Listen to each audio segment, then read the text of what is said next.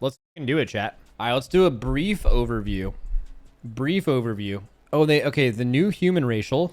So they said they were getting rid of the rep thing, and they changed it to 2 charges of a Hearthstone with a 5-minute reduced CD. That's actually a really good change. That sounds like fucking value. That's like super value. That's so ass, though. What? How is it ass? That's fucking great. Like, compared to what? Like, they were already going to... I think... Okay, maybe the only thing I can think of, if you think it's ass, is, like, you didn't know they were nerfing the rep. So, like, you found out today they're nerfing the rep.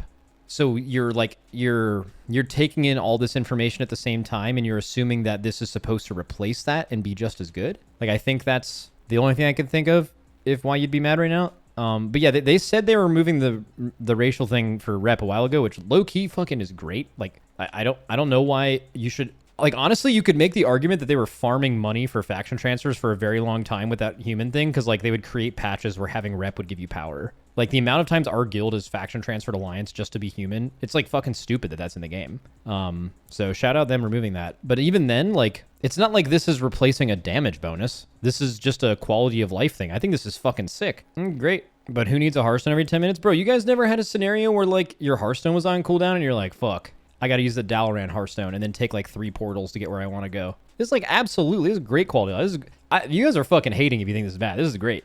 This is sick. This is why Shaman wins. Dude, okay. Fucking nice raid buff, by the way. Shamans. Remember that. You guys can keep fucking hearthing back to the raid when you're not brought into for the raid comp. You can hearth back to town. Stay small. Fucking be one with the earth or whatever, brother. Get out of here. Here we go. We have more Death Knight changes. Looks like mostly hero talent tuning. And then more blood changes. Wow, so blood and Blood, Frost, and Unholy have been like... So clearly when they start working on these classes, they're not giving you like a one and done. They're listing like one change for you. Like, they're kind of spending like the whole month just making sure that... like they have it right, or they're just going to keep working on it. So like, if you see your class starting to get notes, that's a very good sign, because that means you're next in line. Get straight up multiple fucking weeks of this shit. Let's see if they added anyone to the list today. So Demon Hunter's like already been done. Hero talent tuning. Druid, looks like hero talent tuning, little feral tuning. Ooh, oh, I did hear a little bit about this from my Discord. So apparently they're like buffing raid cooldowns in dungeons, which is a really good idea. We'll read the dev note for that later. Some AUG changes. We'll look at that. Dev, Hunter, Survival, Lunge no longer increases attack range by 3 yards. Oh, that's so funny. Because, like, Hunters need these changes more than anyone else. And I do believe they're coming soon. Like, I think Hunters' hero talents and class and spec trees will get a major pass before the expansion. Fairly certain of that. But this is a fucking... Dude, imagine Hunters, they're like, finally! And then it's just, like, a nerf to a spec no one likes. That's so funny. Okay. Mage changes. Cool. Way more arcane. I thought they did like a big arcane thing last week. They gotta add attack range, not remove it. I kind of understand the reasoning for doing this. I mean, I play a lot of melee classes that don't have the increased range, and I feel like totally fine. Like, I don't feel like that's like you can't play around that or whatever. And having half the range, the melee able to do it and half not, is like really weird. I like them committing to one or the other. But if you're a class that's been used to playing with increased melee range, you're probably like feeling real bad. But then, like, Ret exists, and Ret can just attack basically fully from 25 yards away, and that's not being nerfed. And I have played a decent bit of Ret, and if they made Ret only be able to attack in pure melee range, that would make that class significantly less fun. So, like, I totally understand the complaining about this, but I would definitely give it some time. I think that stuff kind of got a little out of hand, just in general. Okay, so Mage changes, a lot more arcane stuff, a lot of... Man, they are just fucking... How many weeks in a row have they been working on DK, Fire, Warlock, Mage, just in general? Like, it does seem like they're... I mean, I kind of like this. I like that they're not just doing, like, one-off passes and then moving on to the next class. They're, like, making a shitload of changes, gathering feedback, making more shitloads of changes, gathering feedback, making a shitload more changes, gathering feedback. Like, they're doing, like, 4 fucking straight weeks of this shit. So, obviously, if you guys are like, I fucking hate mages and warlocks, I wish it was happening to me, like, totally get it. But, I mean, they've clearly added more classes to this. They're doing DKs. They did monks at the beginning of this. They've done a lot on Evoker. They've done a ton on Mistweaver, right? Like, the fact that I just, in general, I'm not biased towards really many specs in the game. I just think, in general, it's good that they're spending this much time on one, even if it means it takes more time to get to others. It's probably going to end up being a lot higher quality. A lot of people who are getting reworked right now on on alpha at the end of all of these notes feel significantly better about their spec. The spec trees and class trees are probably complex enough to make that worth their time. So hunters and shamans, I hear you though, but I also think you're next, like very clearly. There's at least like 3 months till the expansion or something like that. You'll be chilling. Here we go. Mistweaver changes, some Windwalker stuff, Holy Paladin changes. Ooh, I see some cast stuff. That's not good. As far as I can tell, and I think there's some kind of divide between like Holy Pallies that play at a higher level versus like casual, like OG nostalgic Holy Pally from back in the day where you just like spammed one cast on the tank. It seems like most good players absolutely despise the casting element of Holy Paladin, and they want to be a melee Paladin or want that to at least be tuned to be relevant and playable like a lot. Some context for that is because Paladins have gone more caster-centric. The 2 Paladins in the top 2 world guilds, Scarus and Dryne almost quit and literally hated his fucking life playing this shit, and Scarus did quit purely because of this. I think if you have like some of the best players of the class quitting a class due to it being that much less fun, like you're doing something not right. So I definitely, you can have caster Holy Paladin be a thing. I know there's a lot of casuals that want that, but you need to make sure the melee version's playable or you're going to lose a lot of the people who enjoy gameplay in this game and like Holy Paladin. It's significantly worse, it seems. Let's see. Radiant Glory's Wake of Ashes now grants. This is totally reasonable. Like, that was ridiculous. Nerfing the fuck out of Void Weaver again. Stay small, Shadow Priest. Oracle. Oh, this is the Oracle. They've further reworked Oracle, so we'll look at that again. 2 more, a new talent for Disc and Holy, some dev notes. Dude, there's so much fucking shit this week. More dev notes, Hellcaller reductions, Giga Affliction rework, which I do have some information on. I believe THD said, and let me quote, I can't find it. I'm pretty sure he said something like the Affliction tree is horrible. So we'll look at that later. Destro has had more things moved around. Warrior has... Oh, they buffed Second Wind. That's good. Second Wind is horrible, so it is good that it is better. Colossus changes. The only Colossus change I'm trying to see is the one where it makes the size of your character significantly bigger. Let's see. PvP. And then PvP changes. Anything else at the bottom? UI? Come on, man. We need a buff and debuff overhaul. We need customizable personal resource display. And there has to be new nameplates. The nameplates are horrible. Every week, I look for that. It's got to happen. Max, look at Kalamazi's recent tweet if you want to see the absolute state of AF. Okay. Shadow Bolt. Oh my god. Is that like a... So I'm assuming Shadow Bolt is their filler? So as Affliction Lock, the like... Probably the most dotty dot spec in the whole game. Dots are what, 20% of your damage? The actual ones you cast on the target are like 15? Nah, they're around 20. That's pretty brutal. Yeah, I don't know. It's weird with dots. I am a dot enjoyer. I wish dots would go back to being the focus of all the dot classes, but I do understand that the more power you put into dots, the more ridiculous and more overpowered the classes become. It's just dots. Like, if your power is like 60% in your dots or more, like it used to be, anytime you add a second target, you're just the best class in the game and it's not close. So I get why they're doing it. It's impossible to tune, but what is it? It doesn't have to be dots, but your spender should feel good. Yeah, I mean, kind of how they used to do that, right? Was UA was your spender, and it was like a short duration dot that did a ton of damage. I think that's a good design, because then you actually feel like you're spending, but it's like still in the format of a dot. But I don't think that's, let's see, look at his tweet below. There is no tweet below. Oh, like his previous tweet. Destruction changes are pretty solid. Affliction still has too many two-point talent nodes that need to be trimmed down, but will likely need new talents introduced to do so. Pathing is still a bit awkward, but some solid ideas. I give you no capstone Affliction. Oh, that's tragic. That is really bad. Is there a single class in the game that actually does this, where there's not a single capstone you want? Like on live currently? Windwalker is close. Yeah, some classes it's weird though. Sometimes the capstone levels its own thing, and there's not really a capstone. Like, the capstones are not capstones. It's not like you click the capstone and like this button means more than anyone else. Like if you go to like any talent tree, right? Like, just think of like what's a good one like this? Maybe Ret is like this, right? It's like each one of these things, like the actual ones at the bottom aren't like for example, like this is like the capstone, right? Like where you can pick Final Reckoning or Execution Sentence. And then like this is technically the capstone, which is Final Reckoning and Execution Sentence grant 3 holy power, which is like, you know, That's not intended. Even this one, like neither of these are intended to be capstones. They're like almost choice nodes alongside of this. Like sometimes capstones are not truly capstones in terms of like their power level. Like you have to spend this many points just to get to this thing, you know, kind of like Paragon boards in D4, right? I can't believe I'm making a D4 Paragon board analogy here, but all right. So like you get all the way through here, you spend your points, whatever, ignoring everything here. Forget the glyphs and everything. Man, I really hope this bit pays off. Sure, Cult Leader.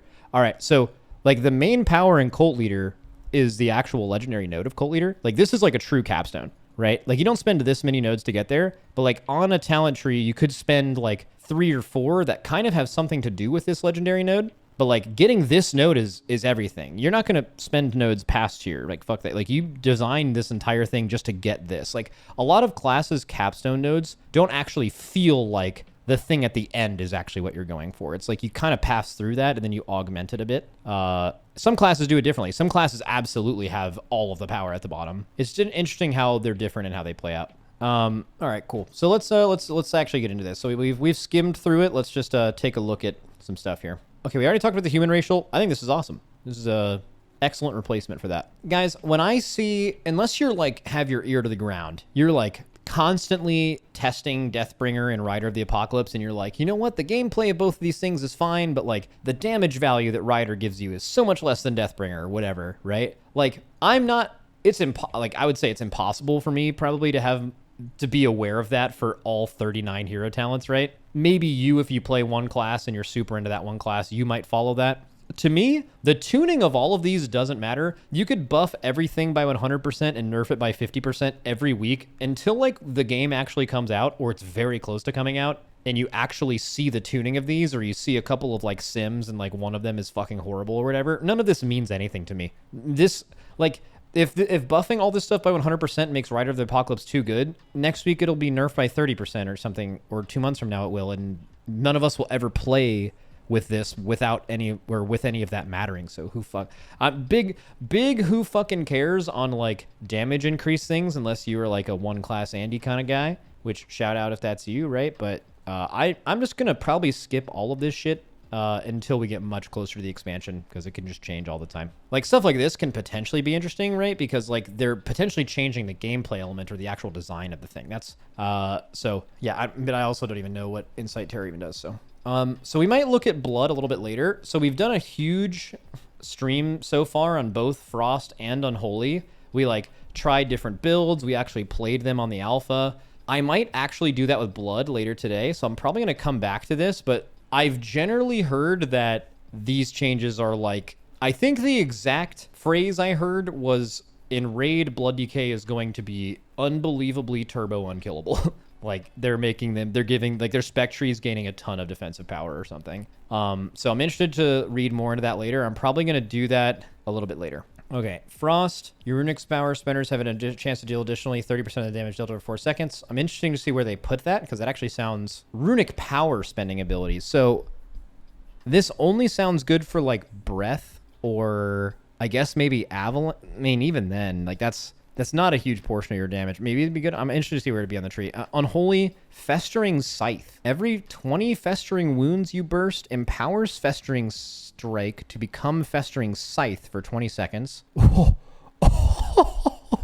This is fucking sick. Sweep through all enemies within 14 yards in front of you, dealing shadow damage and infecting all of them with 2 to 3 festering wounds. Bro, that is fucking nuts. That is fucking insane. Because you're gonna burst 20 festering wounds like instantly with a wound popping build in AoE. Like you will in like 2 to 3 scourge strikes you will proc this. That is fucking insane. My only thought with this is, with the Unholy tree as it is right now, there's so many ways to pop runes, right? And to generate wounds, right? Like your pet Infected Claws is spawning them. You could take this node where your Death and Decay is spawning them. You could take this node where on a 45-second cooldown, you basically put like capped out Festering Wounds on every single target. You know, A-Bomb is applying Festering Wound, which is like a thing you can take at the bottom after Army. Now, the pathing on this tree still could use some work, and it's really hard to get any or all of those things, right? But like, it's definitely interesting to see that they're doing more to bring that in. And with new Festermite, that's definitely really interesting. Also sounds like it'll do like pretty good damage too, which is nice because like usually when you're popping wounds as Unholy, the runic power spenders you do after that to generate, or the rune spenders you spend after that to generate more runic power to like epidemic more after you've done like you've already popped a shitload of wounds. You're kind of like not sure what to spend, right? Like festering striking one target in the past was like kind of ass, and that's like what gives you the most. And you used to basically just like Scourge Strike in D&D to get whatever wounds you could to pop them.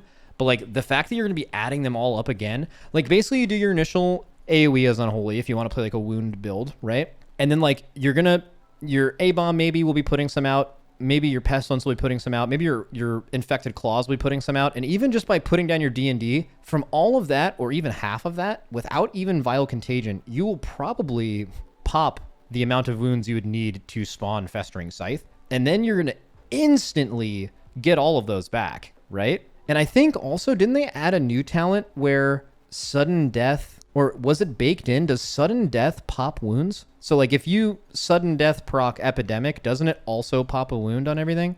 I think so. I think quality of life sounds good. I think they're definitely, it looks like they're trying to do more to support the wound build, because usually what happens is you go start getting a lot of these wound talents, then you're like, I don't know, we've lost so much single target. Let's go like halfway down to the disease track. Let's get Plaguebringer. Let's like kind of go down. Let's get like full on super strain. And like now we also need Ebon Fever. And now we need all this dot stuff just so we feel like we're of any value in cleaving single target. And you can't do that. So like giving you more stuff to support a full like AoE wound. Like guys, this is what made Blood Decay or Unholy Decay great.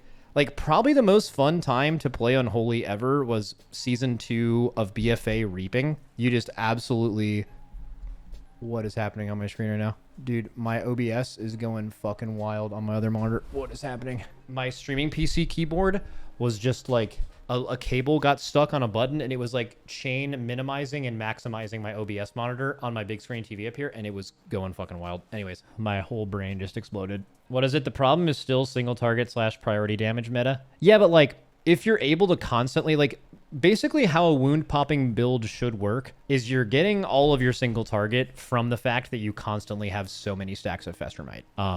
But you're right. Whenever if you're ever a Festermite like AoE wound popping Unholy Decay and you don't have any mobs, your single target probably isn't going to be very good, but also that's fair. Like you can't be popping a million wounds, capped Festermite, insane single target with army and everything, and insane AoE, and then just like, oh, when there's no mobs, you can also just do 6 single target. Like that, you can't do both of those things. You'd be the best class in the game by a mile, like I guess you were in season 2 of BFA, but you can always find a way to bring some mobs in there, and sometimes, depending on the dungeon, you can play that out just as well. I think the fact that they're supporting this is really good. That sounds great. Decomposition.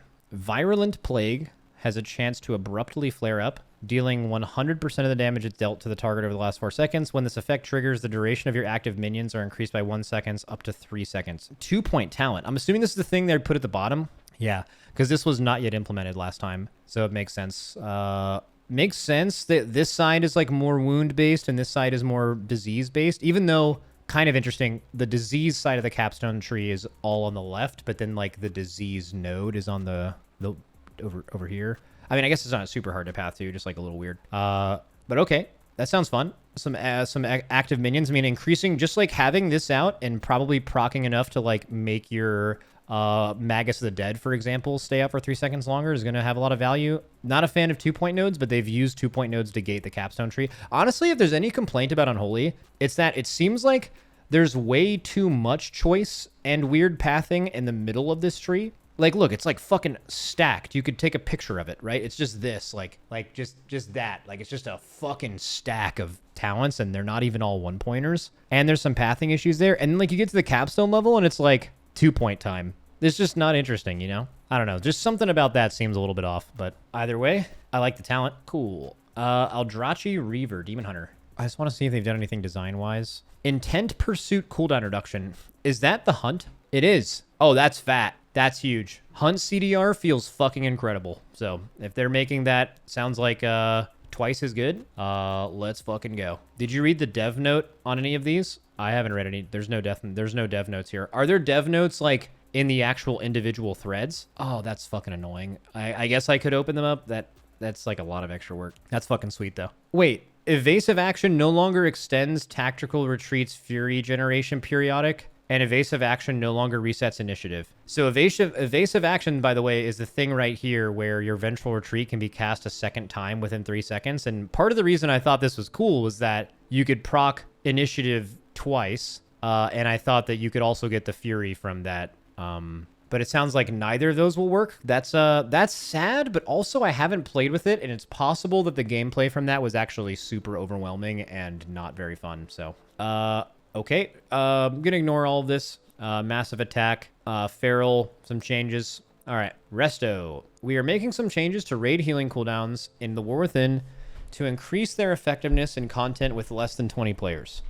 This is a really good change. Our goal is to make these spells feel powerful in all forms of content, particularly smaller dungeon, PvP, or raid groups. The healing of these cooldowns will remain equal when healing 20 injured allies as they previously did, and only take into account injured allies as contributing to their splash cap. The fuck does that mean?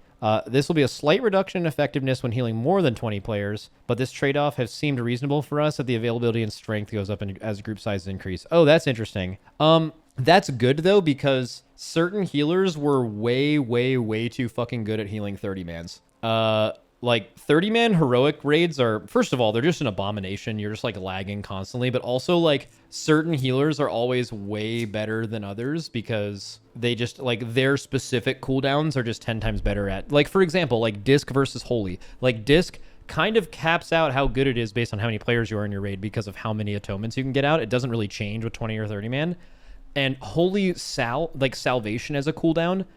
Bro, if you guys are ever in a scenario where you are running split raids with people from the community helping you, which is like super unrelatable, just make sure you get Holy Priest pug helpers because all they have to do is just press salve at any point in the fight where something's dangerous and they'll just like hard carry you. It's so broken. So I guess Tranquility, they felt kind of did that. Tranquility's initial healing is increased by 400%, and its initial heal now decreases its healing beyond 5 targets. Okay, and then its heal over time effect is no longer increased while out of a raid. Tranquility's heal over time effect is no longer increased while out of a raid environment. So still does a lot in raid. Still will do the same as and 20 men like in Mythic, intended to be the same power level, but over 20 players it'll lose a bit of value. Okay, Evoker, Chrono Warden. Wait. Time Convergence no longer grants stam when using a defensive cooldown longer than 45 seconds, and now also specifies that it only functions when... What does that mean? Time Convergence. Are they nerfing defensives? Because that's what it sounds like, and that's good. All right, Chrono Warden. What the fuck are they talking about? Time Convergence. Non-defensive abilities with a 45-second or longer cooldown grant 5% int for 15 seconds. I'm assuming that used to say 5% int and stam, from what it sounds like here, and it sounds good that that is... Or defensives would give 5... Okay, so great. Less defensives, great. Augmentation, new passive, sense power. While enabled... Oh, shit. Wait. While enabled, allies with their major cooldown active will be highlighted in the game field and will display a buff icon on party and raid frames. Learned automatically, can be toggled on and off. All right, so this is really, really fucking good. This is going to make the difficulty of playing AUG, like it's going to lower this, it's going to increase the skill floor of AUG, especially in a raid environment.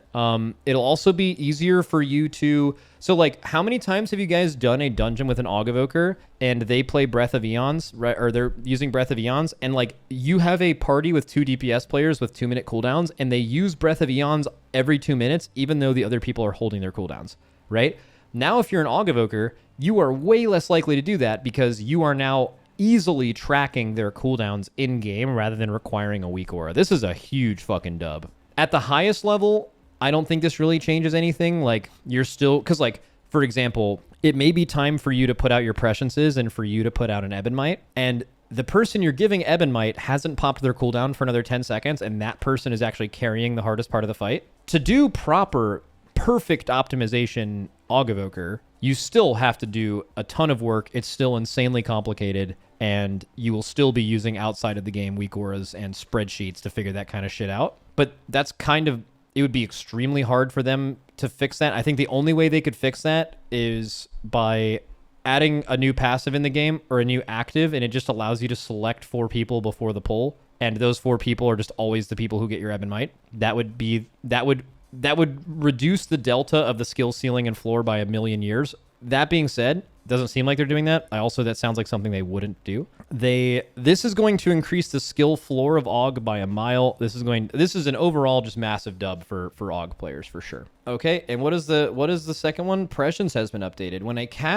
When cast without a friendly target, the smart targeting will now prefer damage role players who have their major cooldowns active.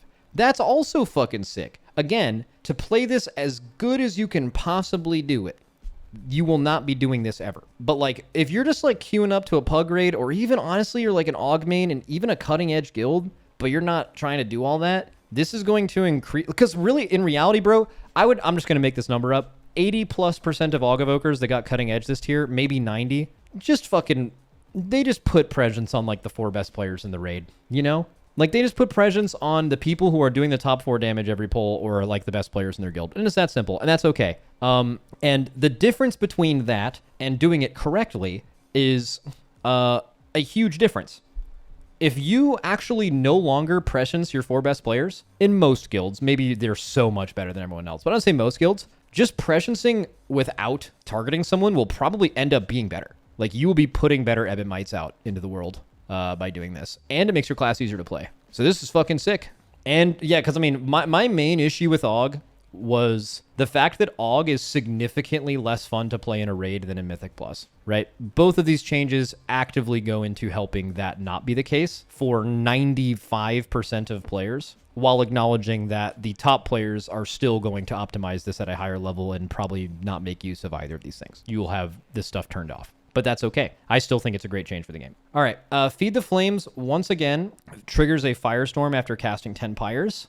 This is in addition to the new effect of increasing the Pyre and Disintegrate damage while they are inside Firestorm, so just more procs. Snapfire can now trigger from both Living Flame and Pyre. Okay, I know that this is the side of the dev tree that is frequently not used. It's a lot of this fire stuff over here, because like usually you're kind of now used to playing this build with both of your empower spenders, and like you're mostly like a blue build with like a little bit of, if you're like doing a dungeon, you have like some of the pyre stuff, but you lose a lot of like single target and really good cleave and a lot of stuff to like become a true fire devastation evoker, and they're trying to make that stuff more attractive, which is good because currently it's super not a thing to do that. My only concern is that a lot of stuff like Firestorm and like especially just like the more you go into the fire side of the tree, the more you go into Pyre, the more this is super interesting too, because I think everyone would love to have great choice in their spec trees, but there's actually been a problem with classes' viability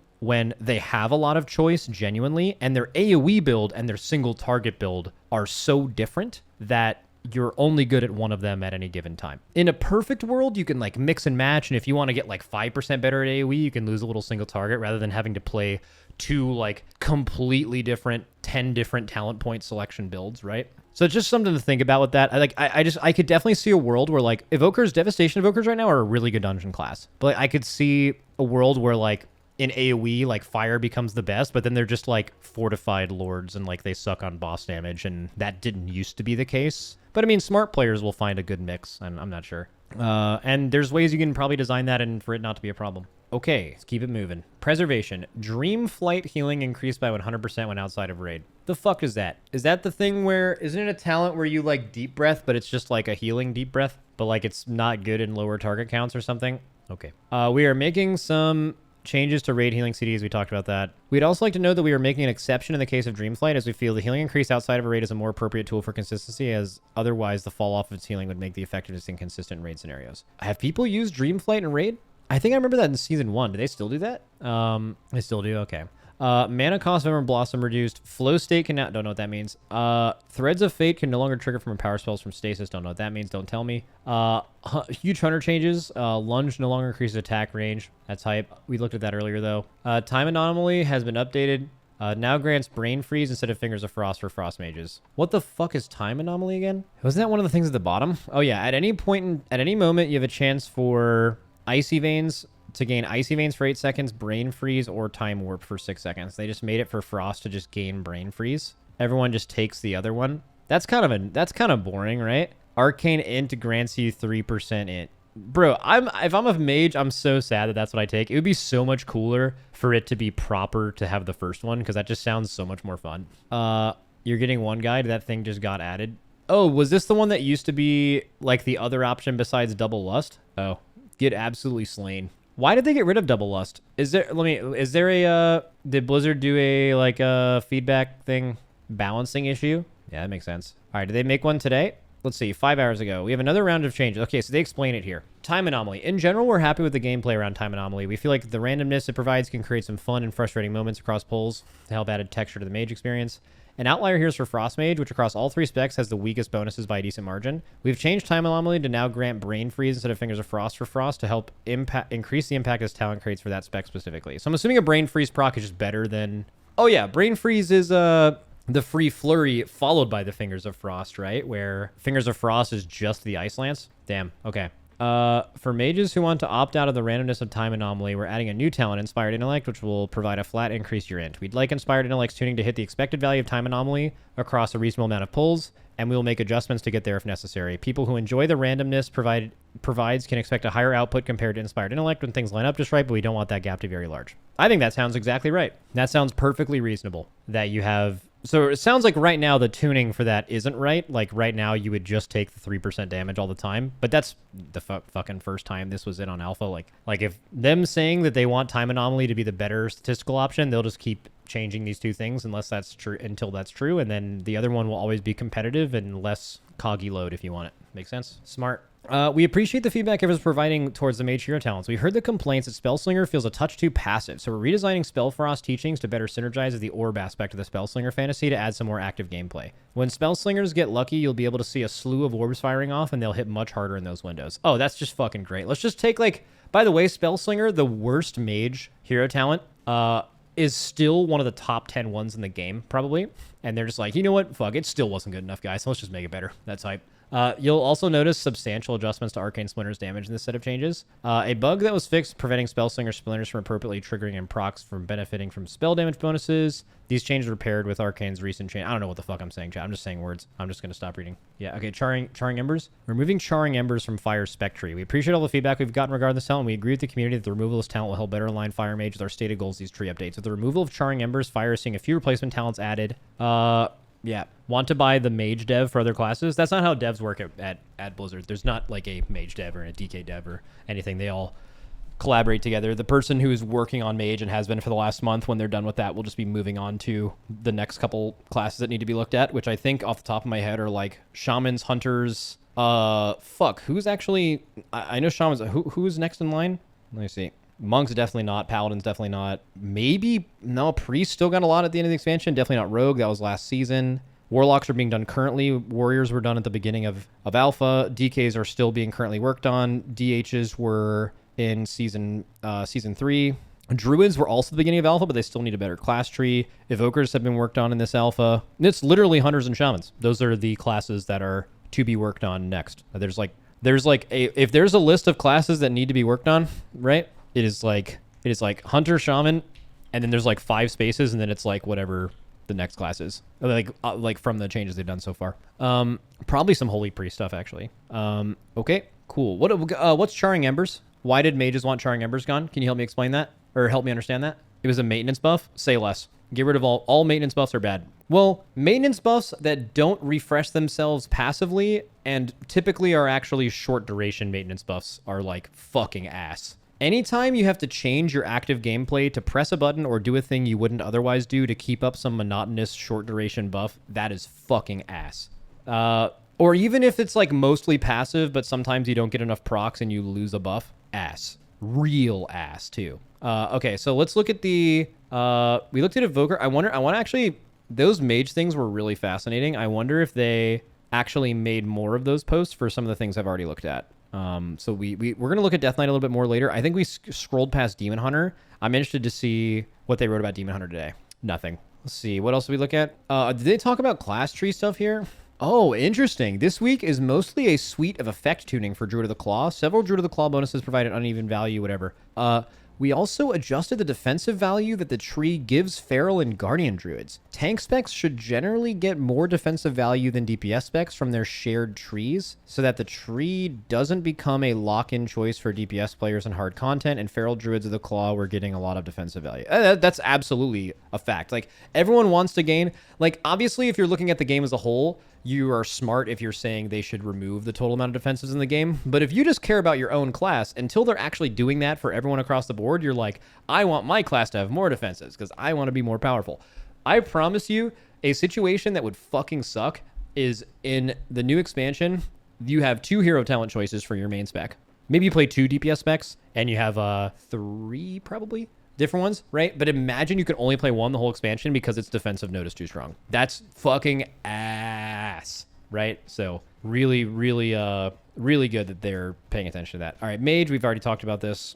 Priest, we're not into Priest yet, and then they gave Warlock stuff. Okay, so let's keep reading. Let's look at Mistweaver changes. It doesn't look like they made a monk post. They just like natty ripped this stuff. Okay. Well, looks like they made a lot of dev notes in the actual article anyway. We are making some changes to raid healing cooldowns. We've already read this. Same thing. Revival healing increased by 400%. Okay. Decent. Revival now decreases its healing beyond 5 targets. So, and they mentioned before that the tuning of this should have these buttons feel exactly the same in 20-mans. So you might be reading this and being like, is this a nerf for 20-man? They intend, whether it is right now or not, they intend for this to still be the exact same amount in 20-man. But in 30-man, it will be a reduction in effectiveness, which is fine because 30-mans are fucking stupid and cooldowns like this were way too strong in those group sizes anyway. So my only question is this. How is this going to work in a raid? If you revival, is it going to heal the 5 lowest people and give them a fucking turbo heal, and then everyone else it's reduced? Is it square root? It's probably not square root healing. It's probably like it does a lot to 5, and then like everything past 5 is a flat lower number. It's reduced on all. It'd be impossible if it was square root healing. That would be so ass. That would be really bad actually if they square rooted it. By the way, I'm just realizing now that like a lot of people in chat don't know what I mean by that. Like, you know what a square root is. You just have no idea why I'm saying those words. It's the way that Blizzard changed target capping in this game. So, like, they used to, like, hard target cap stuff, and that was really bad. Or it, like, capped at 8 or something, and then after 8, it was a flat number. They made it square root scaling in a lot of cases, which was better than it being flat, but worse than it being uncapped, obviously. So, like, it'll hit 8 for the full amount, and then it'll decrease with square root scaling over time going down. But I don't think that's how this works. I think that would be really weird with healing. What is it? If it's not square root, it would become 2 RNG. No? What? Oh, I low rolled my... Bro, square root would be so bad. Like, if you're one of the people who are at the lowest of the thing, like, your revival is going... Like, a revival right now makes everyone's raid health go up by, like, a good amount. Square root would be like, if you low rolled, you would do like fucking little healing. Like, what it's going to do right now is it's either going to giga heal 5 people and a little bit less than giga heal 15 other people, or it's going to realize how many people it's going on, and before it goes out, it gives everyone the same flat amount. I'm pretty sure in a 20-man, it's going to be the exact same thing, but it's just, yeah, it's just based on group size. Yeah. What is it? 5-man, everyone is healed for 100% of the amount. 20-man, everyone is healed for 25% of the amount, but it's 400% increase, so it's the same.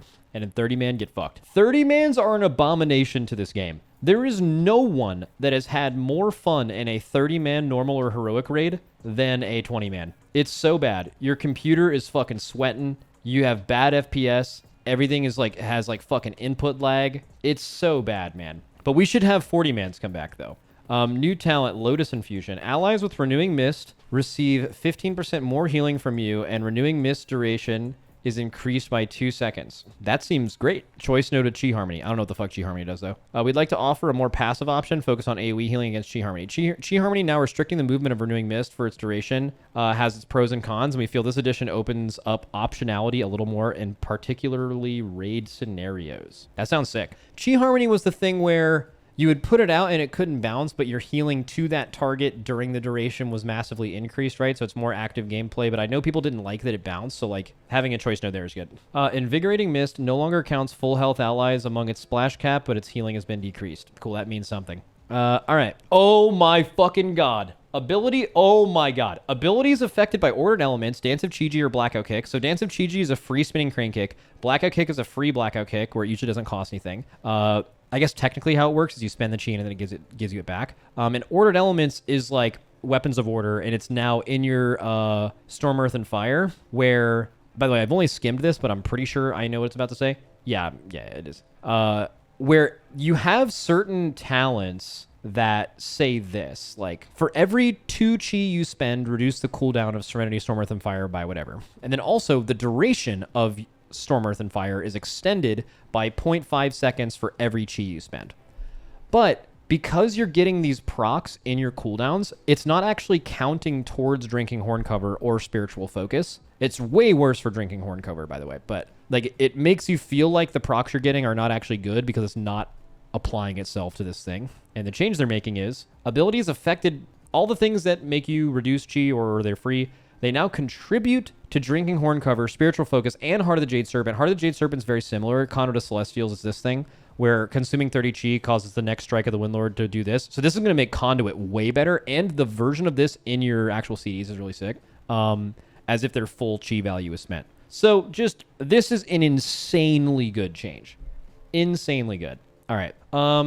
New talent, Ferociousness. Critical strike chance is increased by 2%. Okay. Very, very basic node. This effect is increased by 100%, meaning it goes, I'm assuming that means it goes to 4, whilst when the White Tiger is active. So this is, I'm assuming this is going to be in the capstone tree, right? Or it's not. This, I mean, this just makes Fury of Zwen a bit better, and it makes your cooldown window better, but it just depends on where it is. What do they call it? Ferociousness. Where are you? Oh, you're replacing that really weird auto attack talent. Also great.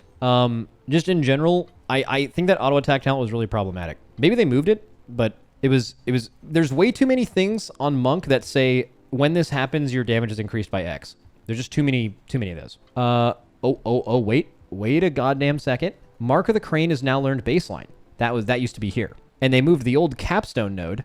Oh, they moved dual threat down there. Okay, very interesting. Which kind of makes more sense for its power level. So they baked in Mark of the Crane, which totally makes sense. They gave you Crane Vortex, which is makes way more sense up this high in the tree. And dual threat has moved to Crane Vortex's previous location, and it's obviously its damage has been increased to make up for the fact that it's now a capstone node. I'm a little dubious on the dual threat thing, but I don't really care because even if this is the worst shit ever, it doesn't matter because you can always path around it for free. Every good build, in my opinion, includes Strike of the Windlord, Thunder Fist, Gale Force, and Communion with the Wind, which means you can path down to Jadefire if you want. And every good build obviously includes Zwen, so you would never need dual threat to path to transfer the power. It's purely in a capstone position that can be fully ignored or gone through if you want to, so no issue there. Was Dance of Chi-Ji moved? No. All right, fuck yeah. Excellent monk changes. Dude, guys, if you have played a Windwalker before, ever play it in the expansion, it is the best version of Windwalker design that has ever existed, and I don't think it's close. It's fucking insane. Same thing with Ret Paladin players. Fucking insanely good.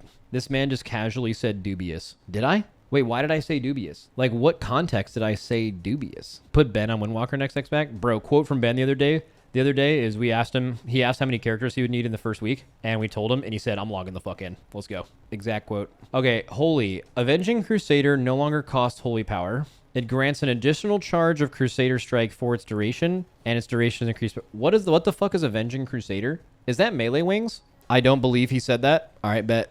1 second. Okay, well, I can't screenshot it because it shows. All right, here we go. I have to edit it, but I will not be called a fucking liar by nobody. All right, let me put this bitch in paint real quick. All right, we're done. Ben, if I can only make, which is X amount of characters, I'm logging the fuck in, which is a very reasonable amount of characters in the expansion. Get absolutely clapped. Get fucking sent to the Shadow Realm. Oh, it's fake now, huh? So melee wings no longer cost Holy Power, but it grants additional charge of Crusader Strike for its duration. Its duration increased by 3 seconds. Crusader's Might now additionally reduces the cooldown of Judgment. I don't know what that means. Holy Light's cast time reduced to 2 seconds. Okay, so if you're ever casting Holy Light for any reason, it'll be shorter, but also Holy Paladins don't want to cast. Infusion of Light now increases the healing of Holy Light, grants Holy Power. Oh, that's bad, right? But did people use Infusion of Light before? What is it? It doubles Holy Light's heal from what I've heard. Yeah, but casting bad. Melee Holy Pally good. Inflorescence of the Sunwell now increases the additional healing from Infusion of Light for Holy Light, which grants Holy Power. Ooh. All right.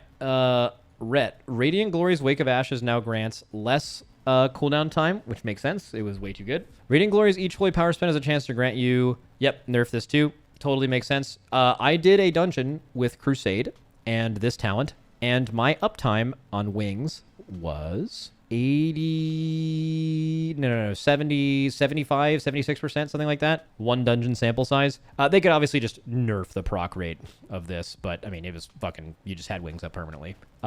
Divine Wrath now extends the duration of Radiant Glory separately. New tooltip increases the duration by 3 seconds in Radiant Glory. Okay. Okay. Priest stuff nerfed. Again, hero talent changes that are not designed but are just tuning knobs being tuned. Just zero effect on me until I see them closer to the expansion. They could be 500% too strong or too weak, and it would just mean nothing to me until the game was about to come out. Design's the only thing that matters. Oracle. Wait, just in general. Disc, Voidheart. Oh, this is disc specific Voidweaver stuff. Also ignoring that.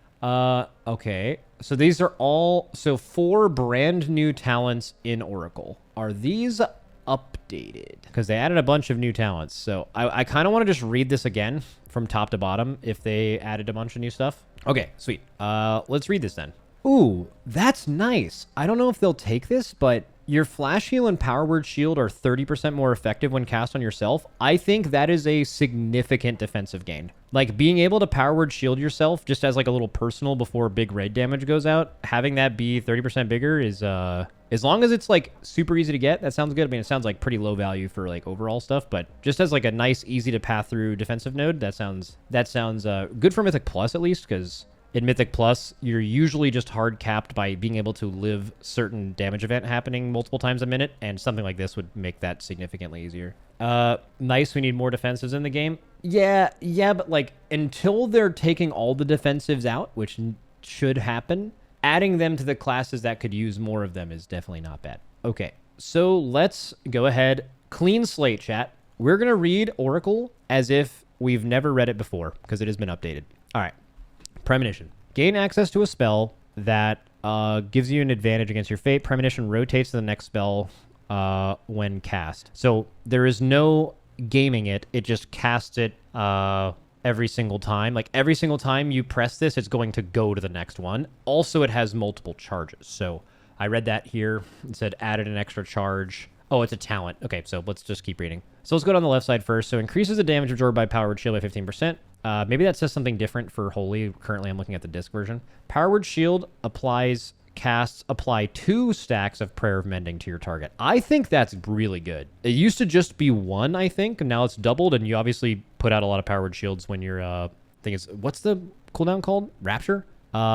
Yeah, so like that's going to feel pretty good for that, and you cast that spell a lot. Your Flash Heal, oh, it's in the hero talent tree. That's why it's there. Your Flash Heal and Power Word Shield are 30% more effective when casting yourself. So that's pretty weak. And the other one is Desperate Prayer lasts an additional 10 seconds, and Angelic Bulwark's absorption effect is, so that seems way better, right? Well, I mean, it's kind of weird. Like, if you're trying to live 4 casts that happen within a minute that all are going to do 100% or more of your HP, right? You can live more of those things with Prophet's Will. But in general, a 10-second longer DP is good. So I think you'd most of the time play this, but I think there's a world where that makes sense. But first of all, one of the main things they changed is how this interacts with you. You no longer have to choose Piety, Insight, or Solace. It is something that just rotates on a cooldown, and you can get the other one instantly if you want because it's rotating on a charge system. Also, let's just kind of read what they do again. Increasing the healing done by 5%. Increases your healing done by 5% and causes 50% of overhealing on players to be redistributed to up to 3 nearby allies for 10 seconds. That seems really good. You pop that during your CDs,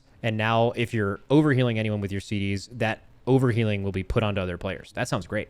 Seems really fucking good, actually. Premonition of Insight reduces the cooldown of your next 3 spell casts by 5 seconds. That's fine. Maybe I am not super familiar with Disc and Holy, but like maybe there's like certain cooldowns where that has like a ton of value. Like for Disc, is it Radiance? Would you want this on Radiance, right? You'd pop Insight right before you ramp. Let's see. On Disc, it means that every 3 minutes your Giga ramp is going to be even more Giga. Presumably similar vibe with Salve. Okay. I could see that getting you a 3rd Radiance in your ramp. Okay. Let's keep moving. So, increases the duration of Atonement by 1 second and the duration of Renew by 3 seconds. Cool. Renew will be somewhat relevant to you because you are going to be putting out Power Word Mendings. Is that what that's called? Prayer of Mendings. That sounded wrong. Okay. Angelic Feathers increase the movement speeds. When your allies walk through them, you're also granted the effect. And then for 6 seconds after casting Leap of Faith, you may cast it a second time for free, ignoring its CD. That second one is so fucking good for raiding. so good. Nice. Okay, and here we go. This gives you a second charge, and let's read the right. There was a third option you missed. Oh yeah, your next single target healing spell increases your target's healing received by 25% for 10 seconds. So it doesn't increase your healing to that target. It increases all healing they receive by 25% for 10 seconds. So yeah, you just kind of toss that on a tank, right? But that one's significantly worse than the other two. Is there a world where that's nice? Like in Mythic Plus, maybe that feels kind of good. But definitely, I would say to maybe still look at that. It still just seems way worse than the other two. But also, like, I don't know, like if there's like a healing absorb, that's like just really... I think that has more uses than you'd think. But like the other two are just better all the time. There's like multiple bosses you could think of very recently that would have been really good on, but that doesn't happen all the time, right? All right, so Premonition causes your next Power Word Radiance to be cast instant and costs 15% less mana. Think about the combo of that with like Insight, right? Like if you're using this right before a ramp, you're going to be like right before a Radiance. It's instant and it gets the reduction and less mana. I don't know if Radiance is a ton of mana, but maybe that's relevant. Reduce the cooldown of Powered Life by 3 seconds and allows it to be usable. I don't even know what that button does. Pain Suppression reduces damage by an additional 10%. That's for Disc. I think Holy is Guardian Spirit lasts longer. That's fine. Normally you don't see nodes like this, but also this is the only hero talent in the entire game that's between 2 healer specs. So I think something like this, increasing their externals, is fine. It's like probably one of the only trees you could do something like that. Okay, and increases the effect of Premonition by 30%. Okay, that's pretty fucking good, right? And the other one is reduces the cooldown of Premonition by 15 seconds. Great node. So if you were relying on a Giga Ramp with Piety, for example, or with Insight, they both kind of feel really good. You would time it on the fight with Perfect Vision, or you'd use Fate Bender if the timings line up naturally to get a stronger one. And then the last node. After casting Premonition of Solace... Oh! Wait. So after... Okay, never mind. I thought they were making Solace way better from this. After casting all 3 of these, so your 4th use gives you all of the Premonition effects at 100% effectiveness. Chat, I kind of fuck with this. This is way fucking better than it was. I don't heal, so take my opinion with a grain of salt, but purely design-wise, this is fucking way better, man.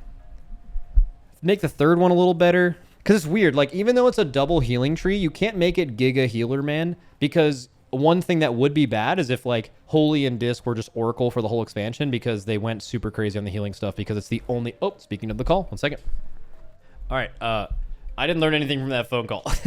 I'll let you know in a second. So she's about to start surgery. I'm pretty sure why they called me. And then I saw the call. I picked it up my phone, but accidentally pressed the like end call button. So I was like, fuck. So I called them back and I'm like, yo, all right, I'm here to tell me whatever you're telling me.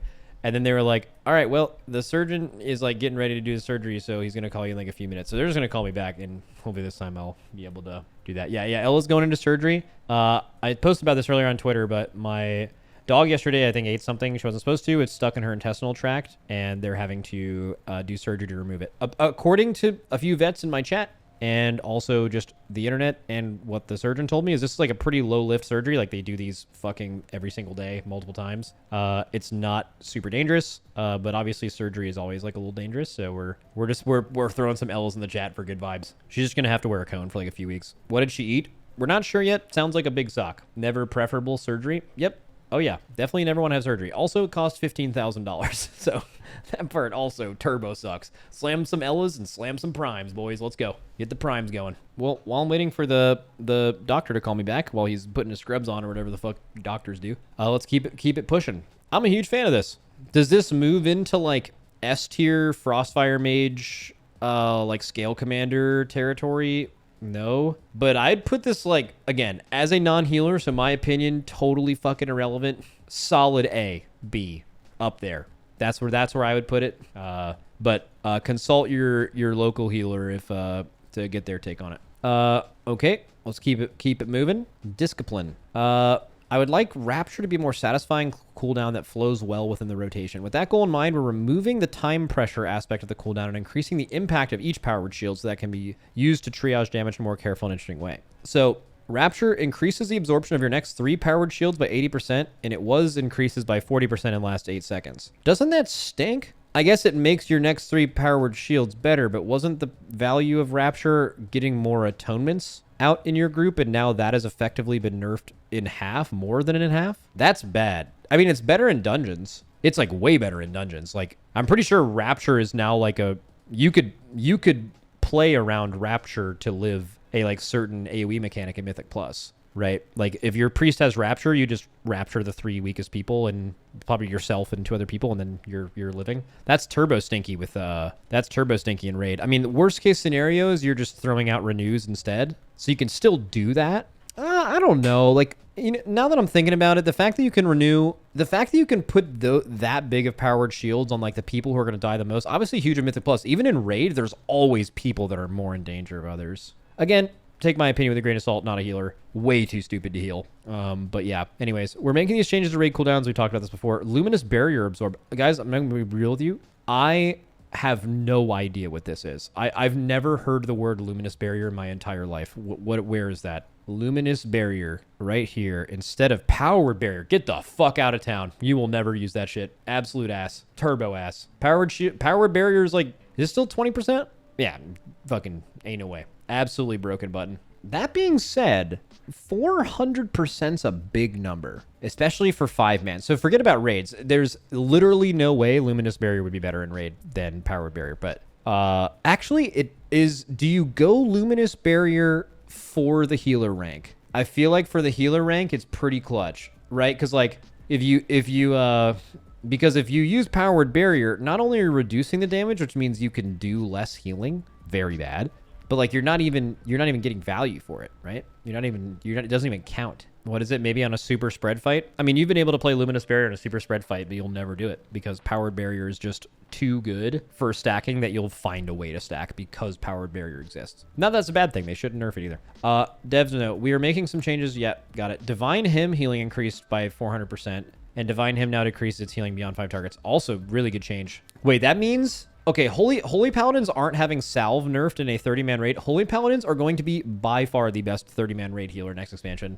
They're going to be fucking cracked because everyone else is getting their shit nerfed. Shaman Totemic. Actually, bro, I'm thinking Luminous Barrier. You might actually take this in Mythic Plus. I don't know the value of this, but I would bet that Luminous Barrier buffed by 400% in a 5-man is going to absorb more than 25% of your health than... Right? For each player, it has to. I mean, if it didn't, it would be worse than fucking Mass Barrier. And Mass Barrier is a mage thing on a lower cooldown. So you might just play Luminous Barrier in dungeons, right? Like, because usually you're using it's like 200k at the moment. So it would be almost your full health bar in current tuning if it was buffed by 400%. I mean, you're going to play this in 5-mans, I'm pretty sure. Because you're usually only using barriers in raid. You really want to like live a ton of damage over a long period of time. That's where Barrier is like unbelievably broken, right? But in Mythic Plus, Barrier is often used to live a single hit. And like Luminous Barrier is fucking, yeah. Insane first time message in the chat, by the way. Insane. All right, here we go. Shaman Totemic Hero Talent Tree is now fully implemented. And a new totem model for the Surging Totem is added. Okay. All right, Resto. We are making some changes to raid healing cooldowns in the War Within to increase their effectiveness in content with less than 20 players, blah, blah, blah. Healing Tide Totem increased by 400% in dungeons. That's going to feel great. Okay. I want to stop here with healing with Resto, though. Apparently, there were some more changes that weren't necessarily posted or something, but Resto Shamans are more and more chain heal based now. While that is very good just for their overall profile, I think something that people should be keeping their eye on is Resto Shamans have something called Ancestral Vigor. It's I think it's in their spec tree. I don't know where. Right here. Okay. Targets you heal with Healing Wave, Healing Surge, Chain Heal, or Riptide's initial heal gain gave 5% increased health for 10 seconds. This has always just kind of seemed like kind of like a nice touch, especially because they did so much Riptide and Healing Wave healing throughout this expansion rather than Chain Heal. You don't really think about this a lot. Chain Heal or Ancestral Vigor does not stack. One Shaman cannot put multiple stacks of this on a person.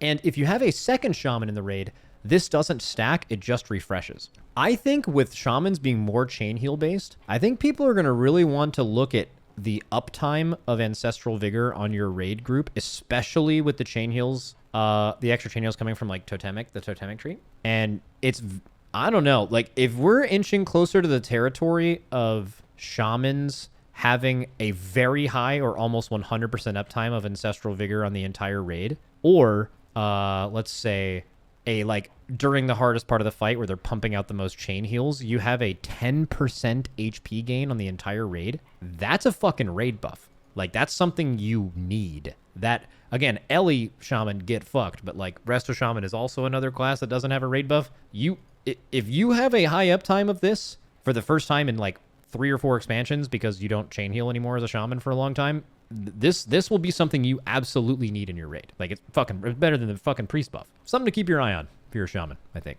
Okay, Warlock. I don't know anything about Warlock, generally speaking. They did a bunch of affliction changes. I've heard that this is still pretty problematic. I haven't heard anything about the Destra stuff. I also, again, we saw a tweet earlier from Kalamazi that showed a damage meter of him playing the new affliction tree on alpha, and his filler was 26% of his damage and twice as much as the next thing. So it sounds like affliction currently in the gutter.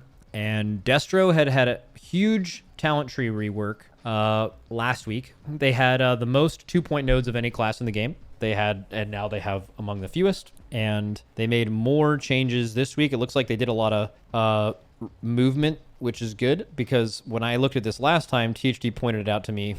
When you looked at the capstone level of the Destro tree last week, it just looked like a fucking wall of things. And it looks like that still exists on the bottom, but it seems like they moved a lot of that stuff up that was usually in this row. Like, this row is like, there's 3 things, and then, so I'm not sure exactly about the pathing, but what was it last week? Or what? Oh, it's hard to tell what it was last week. It's gonna be really hard to tell, right? Because, like, you can't go back in time because this beta thing's been updated, and it's different than it is on live. So 6 capstones. The amount of capstones there are isn't relevant. You can have a tree with a bunch of capstones. It's just fine. Are there any 2-point nodes there? In their spec tree, I think they have 0. Yeah, none. And they used to have 16. Class tree still is a decent amount, yeah. Yeah, good news is, if you guys play a class that is, like, next in line to get this treatment of your class and spec trees, which we talked about earlier, we actually looked through all of them and looked at the last time they were updated. It is Hunter and Shaman by a fucking mile.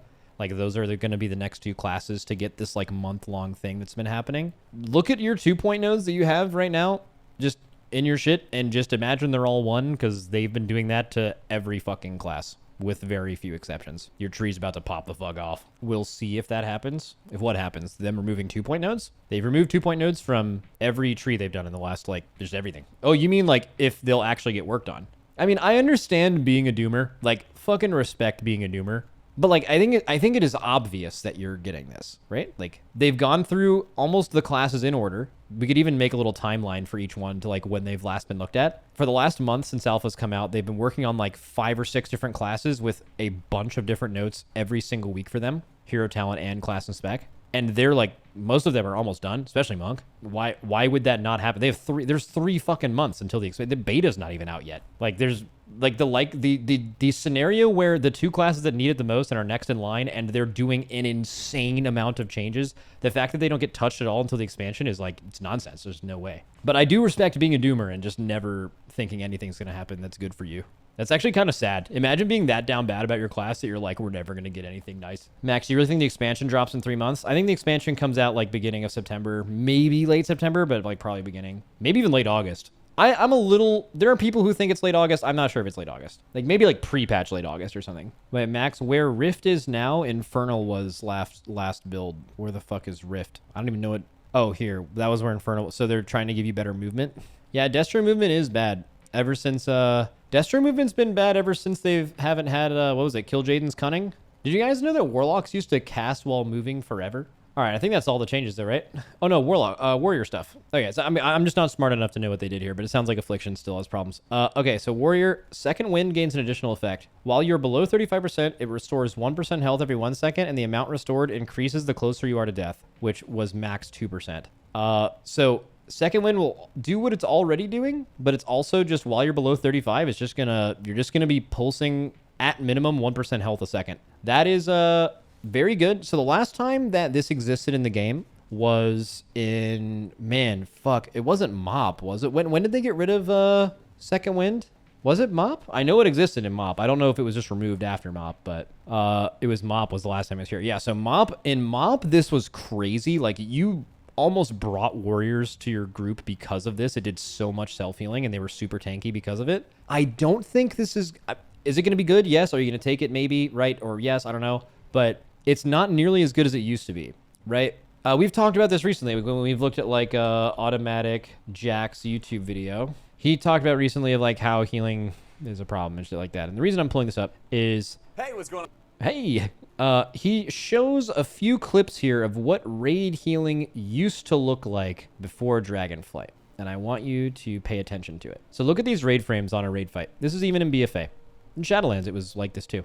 Do you see how long you can actually sit below 50% health? And that was just normal, right? So when the game is designed like this, which is correct, Second Wind has a ton of value. But as you'll notice, your raid frames never look like this on live. This is completely unrecognizable from Dragonflight. Dragonflight, if your raid frames looked like this in Dragonflight right now, right here, and you didn't have like a disc ramp going or like a monk about to revival, your whole raid's fucking dead. Like you're gonna die instantly, right? Which is bad. You know, it's just a way less fun version of the game. But if they can make your health bars look like they used to when the game was better, then that will, or at least that part of the game was better, then something like Second Wind gains a ton of value. Where right now it has very little value, because if you're ever below 35%, you're going to die in the next second. And if you are not dead, or if you're not going to die, you're going to be instantly healed to full, giving this 0 value.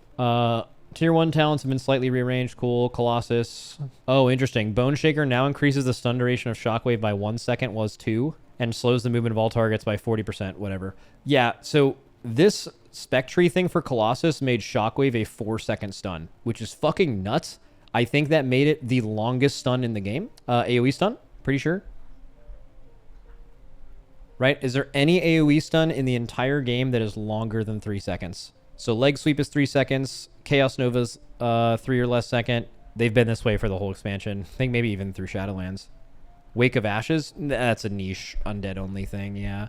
Chaos Nova is 2 now, yeah. So 4 is like crazy. It's like what stuns used to be. Shadow Fury's 3. Everything is max 4. Yeah, but like, you're saying everything is max 4? I don't think anything is 4. Like, nothing. Nothing in the game, no AoE stun in the game is 4. Except for Shockwave, before they made this change. Which is why they changed it. Okay. Stormbolt, that's not an AoE stun. So Relentless Pursuit's removal of movement impairing abilities can now only occur once every 30 seconds. This effect will not trigger unless you are currently affected by a movement impairing ability when you charge. Oh, that's good.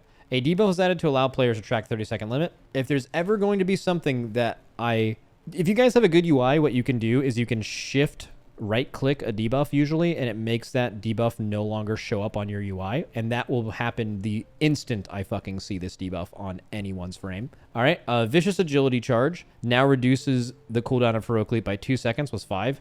Yeah, it'd have been way too insane if it was 5, right? But fuck, man. Reap the Storm has a 20% chance to trigger from Mortal Strike or Bloodthirst. Lethal Reflexes replaced with Fierce Follow-Through. Mortal Strike and Bloodthirst crits. Increase it. Okay, I don't know what any of this stuff means, man. I'm just saying words. Yeah. Fuck yeah. All right, and then PvP stuff. And the visual for meta quests has been updated. Woo! Blood Decay time. They're good changes. That's what someone said in chat. These warrior ones. Which one? For Slayer or Arms? Yeah, there was a ton of fucking changes today, man. Okay. Wait, Dorky's still streaming? Wait, you're just streaming, but you're also chatting? Dude, that's crazy. I could never do that.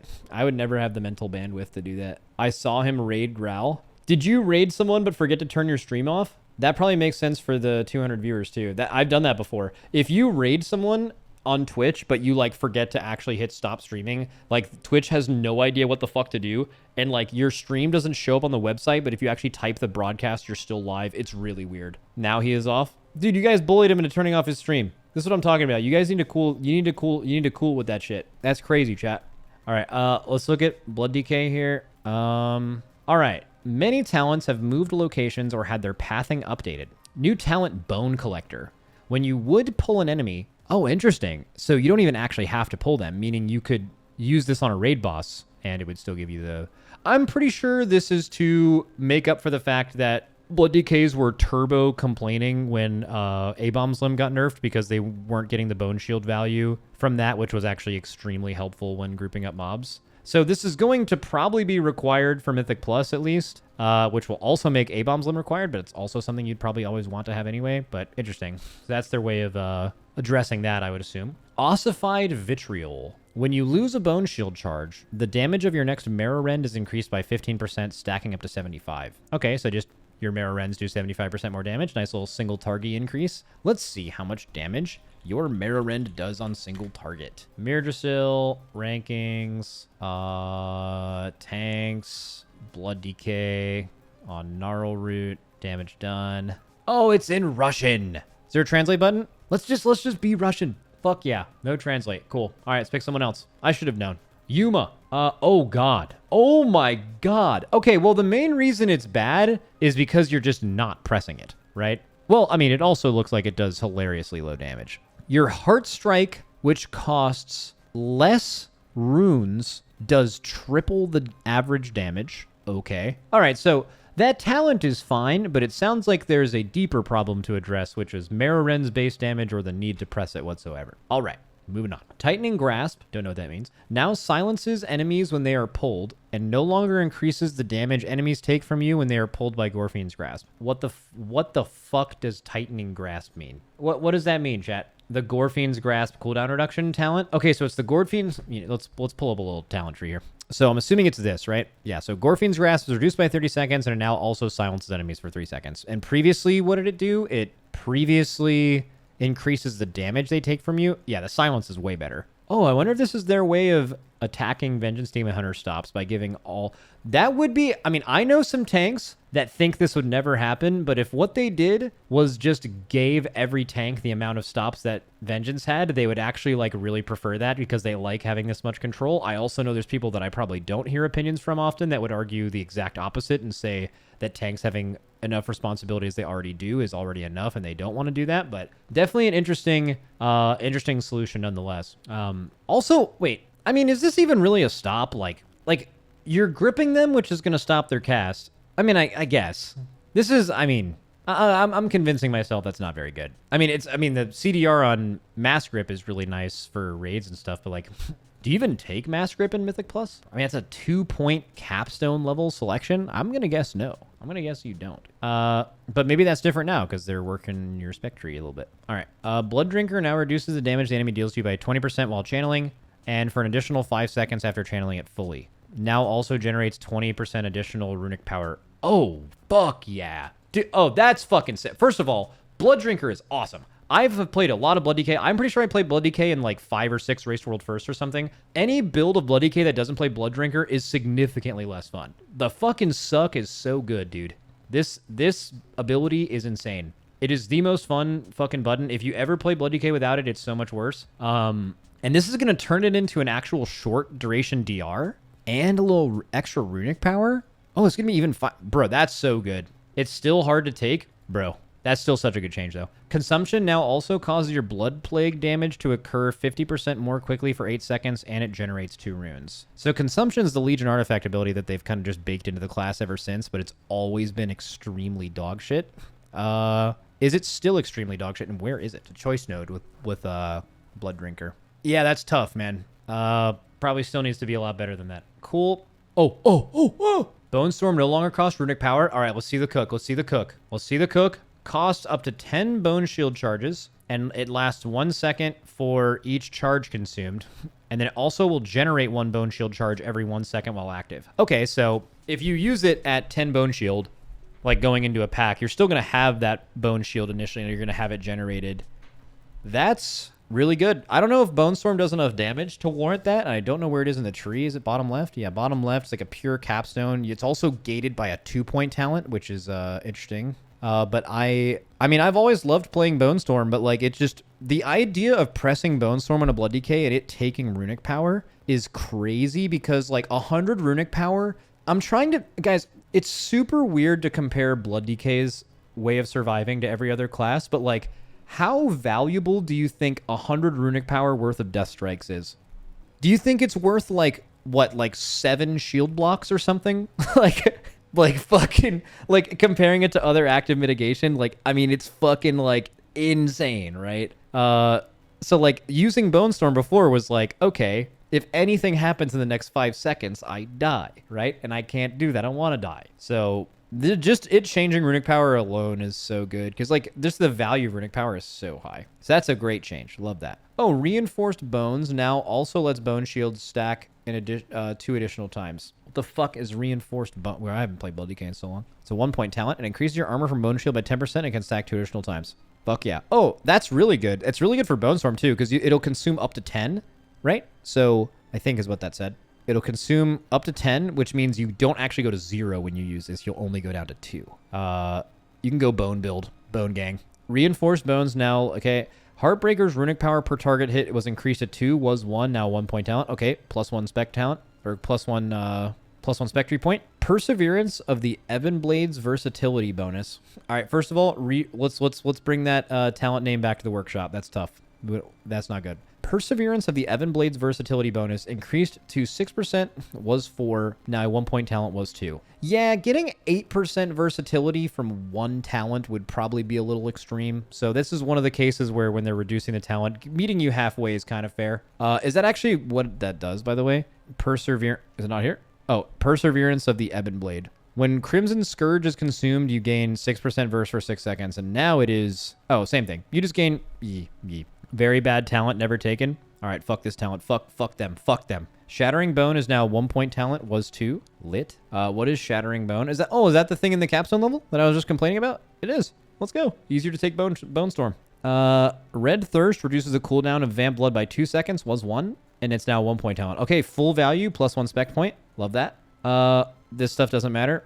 All right, that is... So what's actually changing? Like, let's look at a Blood DK, like, raid build. So, Wowhead on live. Tell me what Blood DK looks like in a raid right now. Season 4, raid.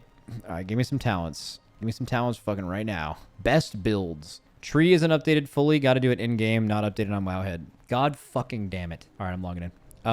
Okay, so let's look at a Blood DK talent builds raid build. So let's look at if you're just a raid gamer. I'm just gonna like put this in. I'm gonna put it on my other monitor and just slam it in real quick.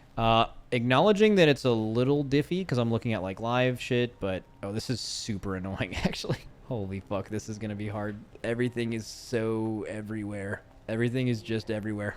You're not even blood? Yeah, I was looking at the class tree. Good shout though. Okay. Oh, let's do that. You know what? Can we just ignore the class tree for now? Because that's the most different thing ever, and I think we're gonna be burying the lead a little bit. Let's go spec tree only here. All right, so here's what Wowhead says the live raid build is. Although some things are moved, but we're just gonna path the same way. Oh no, Death's Caress is now passive. So you actually, I said this stuff doesn't matter. I was very wrong. So this right here, it said, Death's Caress and Crimson Scourge are now just learned when you level. I didn't parse that means they're passive because that used to Death's Caress used to be right here. So that's just a straight up +2 points. That's fucking insane. God, how many points did Blood DK just get? Baseline? Holy moly. That is good. Blood DKs are feeling good right now. All right, let's keep this raid based. So raid build apparently does this. They do that. They get the Heart Strike points. Still a 2-point node. And I'm mad. And look at that, I'm mad. Okay, so Ossified Vitriol is normally where you took Death's Caress and how you path to Relish in Blood to get down to rapid deconsumption. And you never wanted Perseverance of the Ebon Blade before, so let's just ignore that for now and just do like the reggy stuff here. So Insatiable Blade, and then we want Everlasting Bond. That's very cool. And then we're going to grab Heartbreaker, which used to be 2 points and now it's 1. And then Gorfiend's Grasp is here. Okay. Wait, is the class tree fucking different? When did they put IBF at the... Oh, they did that last week. Yeah, IBF's at the top. I remember that. Sorry. It's fucking fat. In the change notes, they said they wanted to make Gorfiend's Grasp easier to get. Oh, did they actually spit a little bit in the... Did they actually do DK specific notes? Oh, they did. I didn't read these. I should read these. Oh, it's not that long. We have updates to Blood and new talents for the not yet implemented shit for Frost and Holy. Looks like Blood still has some not yet implemented shit. Actually, like quite a few. Okay, our focus for the Blood updates is heavily focused on the tree layout. Updating existing talents to have more synergy with Blood's kit, reducing the amount of 2-point talents, and moving a couple talents baseline, like these two things. One major pain point we've heard expressed with Blood is how much friction there is to get Gorfiend's Grasp in the content where you need it. That's a fact. I think it was like... Gorfiend's Grasp should be something that you actually, like, in quotes, need for Mythic Plus. Like, in every other tree in the game, you would be like... Actually, it's funny. Vengeance Demon Hunters do this exact same thing, except you just definitely should have grip at Mythic Plus. And if you say that you shouldn't, you're probably wrong. But you just can't do it as DK for whatever. Like, you just lose too much power, which is a big problem. In response, we've updated the tree to have Gorfiends in a much more accessible location. While we generally like the accessibility it has in the new tree, we've been testing it internally and have realized that its new location has made it a bit difficult to avoid in scenarios where you might need the AoE grip. We'll update the pathing again to make sure it's accessible, but a bit more optional. Okay, so this isn't the final thing. The other big point is how many talents you have to buy in to have a functioning baseline as a tank. We have the combination of the reduced 2-point nodes. I mean, maybe you still have this, but plus 4 points is massive usually. So let's see where that ends up after I pat this. So I'm trying to just get the raid build you guys have on live right now, but it's kind of hard because things are in a slightly different spot. So you don't even take Rune Tap currently, okay? But like Rune Tap is kind of the only. So if we don't want Gorfine's Grasp, you just kind of get Rune Tap because you still want improved Bone Shield, right? Like you just 10% haste is 100% necessary, and you either have to take Gorfines or this. So let's assume you're not Gorfinesing. Let's say you're taking this instead because you still want that haste. You never click Rune Tap though. Okay, well, I mean, there's probably a world where you can click Rune Tap, right? Maybe you're just so tanky that you'd never need it, which is a good problem to have. But all right, fuck it. Let's do that. Let's just get Gorfines for free then. Let's ignore the second node for now. And then currently what blood gets is they get Bloodworms, Coagulopathy, rapid decomposition, and relish in blood. So to get all of those things, we would have to get the new ossified vitriol. So let's just slam that real quick. And then the question is, do we want 6% verse when we can... Isn't Crimson Scourge when you use your free Death and Decay that procs? I'm going to be so happy if I got that right. Yeah? Let's fucking go. Fuck everybody in here. All right, here we go. Relish in Blood. When Crimson Scourge is active, your next Death and Decay heals you. Is Relish in Blood even good? Why the fuck did you take Relish in Blood before exactly? Oh, you needed to get rapid decomposition, I guess? This shit's fucking ass. This shit's extreme ass. I mean, I guess you still kind of have to. Okay. And now you get rapid decomp. And then you need 2 more points to move on. Before you skipped Voracious and you skipped Blood Drinker. Wait, but that's at the bottom. Interesting. But we can spend these last 2 points and we can get Coagulopathy and Bloody Worms. We can get them both. Is that what you guys want to do for raid? Or do you guys want to fuck with like Voracious or like Reinforced Bones? Need Coag? Yeah, Coag looks good. What about the Worms? All right, let's get the Worms too. Fuck it. All right, so this is where it's going to get really hard. You deal 6% more damage and receive 5% more healing. Can we... Okay, these nodes are fucking ass. We just got done talking about how, like, Vengeance Demon Hunter has, like, a bunch of really cool nodes, and there's, like, 5 or 6 different builds you can play. There's, like, the Dad build. There's the Coward build. There's the China build. There's the Now build, the Dorky build. There's the Dumbass Class Discord build with no grip in it. You have all the different builds, right? Like, in DK, you're out here spending... Like, I'm looking at what the current live DK nodes are, where they have, like you're picking stuff like this. Like, why you deal 6% more damage when you're standing in your D&D? Like, fucking, what is this thing doing on this tree? I mean, like, oh man, sorry guys, I can't ever take Gorfine's Grasp or like any of these other cool nodes or like improved Vamp Blood or any. I can't take any of this stuff because like I have to take some passive damage shit. Like, I feel like Vengeance is like so much more interesting than that. Look at the left nodes. What, like in the capstone, like Blood Tap, Leeching Strike, Heart Strike heals you for 0.5% for each enemy hit while affected by Blood Plague. Ass. Rune Tap looks like it's lost its way. Blood Tap, not great. The AMS heal? Where's the AMS heal? Where's the AMS heal? Below Blood Tap. Anti-Magic Shell heals you for 100% of the damage. Yeah, that's fucking unbelievable. Yeah. Okay, so they still got a lot of cooking to do here, but let's see how much better. Let's still just try to do what the raid build tried to do. So before you put 1 point in Red Thirst, which now is just one point is all you can spend, and it gives you the value of the old 2 points, which is very nice. After Vampiric Blood expires, Umbilicus Etern... I'm not reading this or selecting it because of its name. That's absolutely absurd. Okay, so they have Ironheart. Which you normally could path from directly from Sanguine Ground. But you would now have to get 2 of these. Okay, so super hard to tell where this tree is going right now because there's major capstone things that aren't even like listed. So good stuff coming after this. What does Umbilical Cord do? After Vamp expires, you absorb damage equal to 5 times the damage your Blood Plague dealt. That actually doesn't sound like it would be too bad. If it's not good, it's just a tuning problem because you get a lot of Vampiric uptime. I'm assuming if people don't like this, it's just because the absorb isn't tuned to be high enough. Like, you should get an... Bro, if you're, like, A-wing 15 mobs, you should have an absorb for, like, fucking 3 times your HP bar. So that thing's just not good enough. Cool. What else did you get? It looks like you took Tombstone.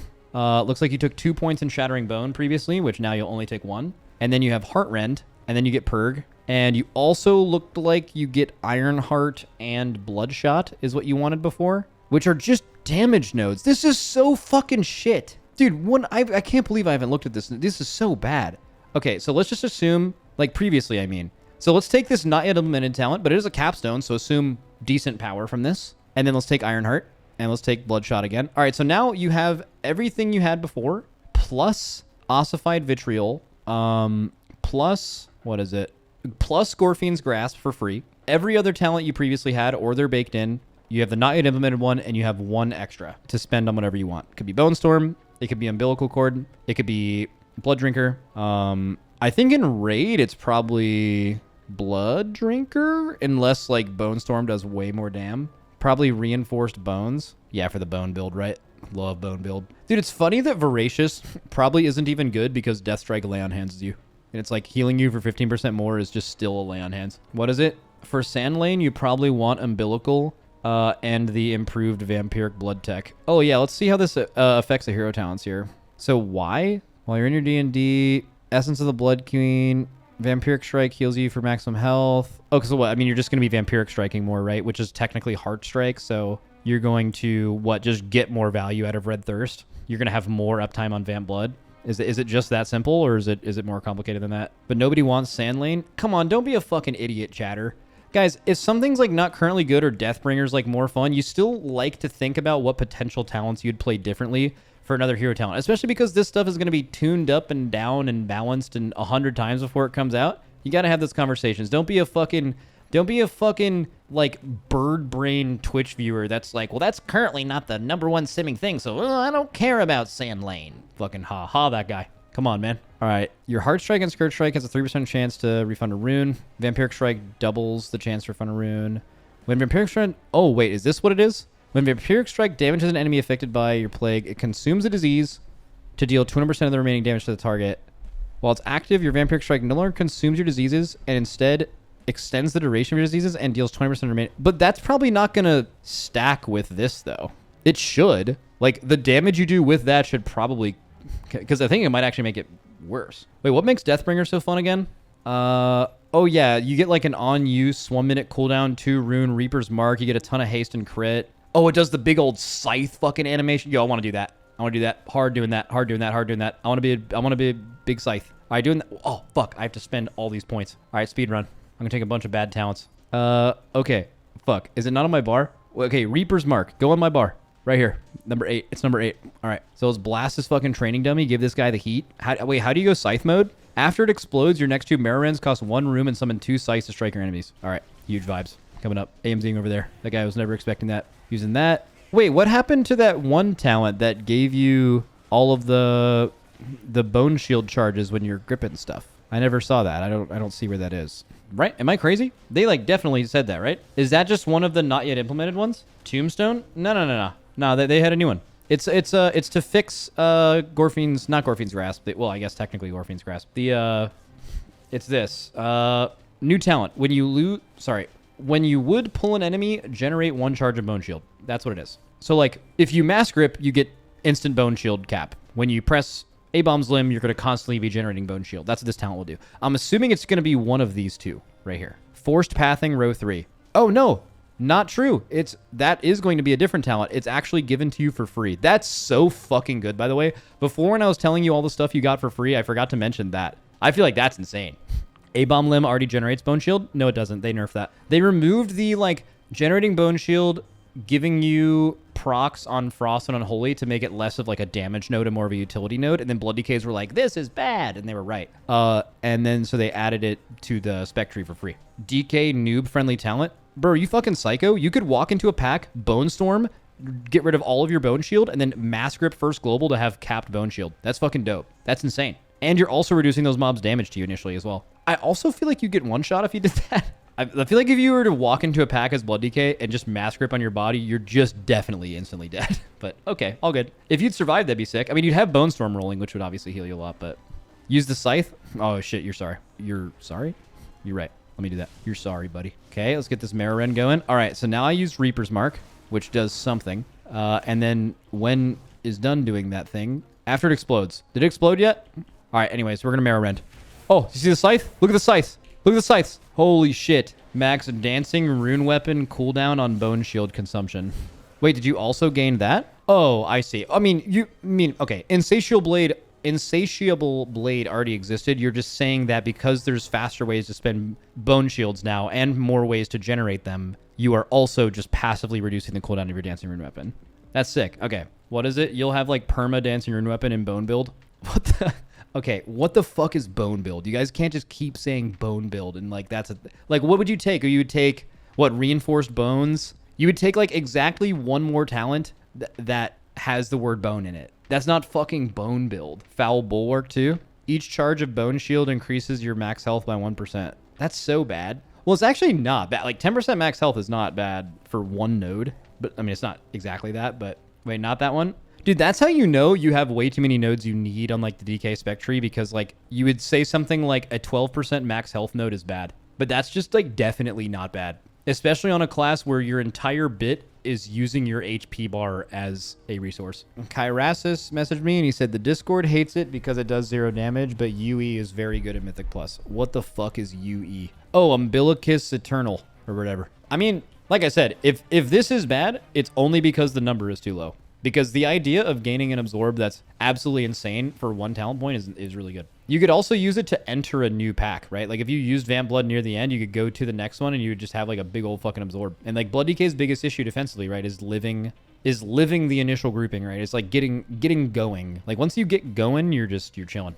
But also, who fucking knows? The Discord hates everything and loves everything all at once. I don't get it. Yeah, I don't know. Class discords are weird. It happens though. I mean, specifically tank class discords have always been a little bit more problematic because, like, at least with DPS, there's like a mathematical answer to the right thing to do a lot of the times. With tanks, it's more feely crafty. You cannot solve tank defensiveness with math. In fact, I remember when people tried to do this and it was so fucking funny and always wrong. It requires a bit of practical, and even like the class and spec trees, like there are decisions you make. Look at the Vengeance class tree, right? Or the Vengeance spec tree, like there's a bunch of different builds because there's actually options. Like a tank can have a utility node in their spec tree and they're like, oh, that's an interesting choice. If you were to have that in a DPS tree, it would be like the end of the world, right? So usually issues with tank stuff is like they focus on things, the class discords for tanks, I assume would just focus things on things that can be solved by math, right? Which is damage, right? How much damage can you do? Oh, well, you're not going to die anyway. How much damage are you doing? And it's like, is it possible to live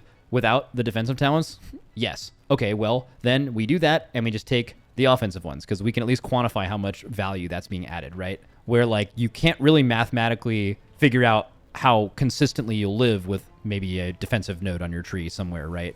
Because it depends on the player. But typically the people who are taking advice from class discords, especially tanks, are probably not very good players, I would assume. Because a lot of tanks have fun, kind of, the feely craftiness of tank and exactly what you're supposed to do in a patch, and people coming up with their own builds is really fun. So like, why would you want to listen to some fucking geek tell you what build to play, right? So I would imagine they go through a lot of that problem-solving process on their own and try different stuff and think how much more they'd often survive. Like even when you're doing TGP and MDI or whatever, you're going to have like different builds sometimes for different dungeons. Like if you're playing a Guardian Druid, there might be a dungeon where you're like playing like the full damage stuff, and there might be a dungeon where like that's super risky. You're never going to time this key without it. You're not actually chasing the timer. You're chasing being alive, and the hardest roll is tank. And you take like the giga tanky bitch build. But that's like the right choice. It totally depends. You can't do that with math. You just do that by playing the game and knowing what you're talking about. I just listen to Dorky. Yeah, I mean, if you're trying to like be someone who's not trying to figure out your own shit for tank, which, you know, it's fair. A lot of people are like that. I would just say that I think for DPS players, class discords are usually a great resource. I think for tank players, you should find a tank that plays a lot of different tanks and you like them. You think they have good takes. They think like you,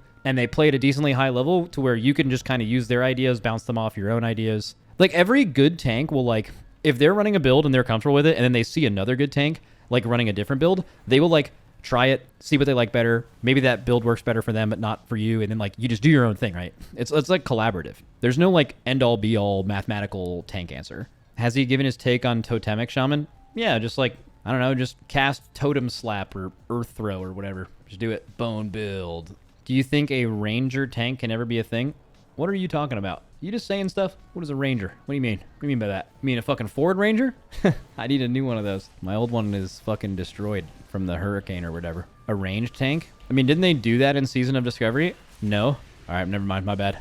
I thought they made like dumbass warlocks or something tank. Man, let me see. I can actually just do this right now. Let me just spec sand lane and let me just spec umbilical thing. And I just want to see how much of a absorb I get on 4 targets. Let's see. Give me this number. Blizzard, I can't press buttons until I reload. That is hype. All right, there we go. All right, everything has my crazy blood plague on it now. Let's go wild now. Oh, everything's vampiric strike. Let's go. All right, when does my vamp blood end? 1 second, 0 second. 335, 715. That is a third of my HP. That is super ass. That's bad. That needs to be way higher. Obviously, you'd use it in Mythic Plus with like 20 mobs, but even then. Oh, wait, I need to use Coag. Coagulopathy. Oh, that would make it 150% bigger just from that alone. What is it? It's way better in Mythic Plus. You can get like 3 to 4 million shields. That's pretty hype. The thing is like, I guess it depends on what content you're tanking. I would imagine the higher key you go, the better something like this gets, for sure. Because, you know, big shields and shit. The shield is capped at max HP. Is that true? That's a problem all in itself. Because the idea of Blood Decay getting a shield for more than a big portion of their health bar is fine. It's not at max HP. All right, they just made that up. God, I love just fucking lying, man. Let's go.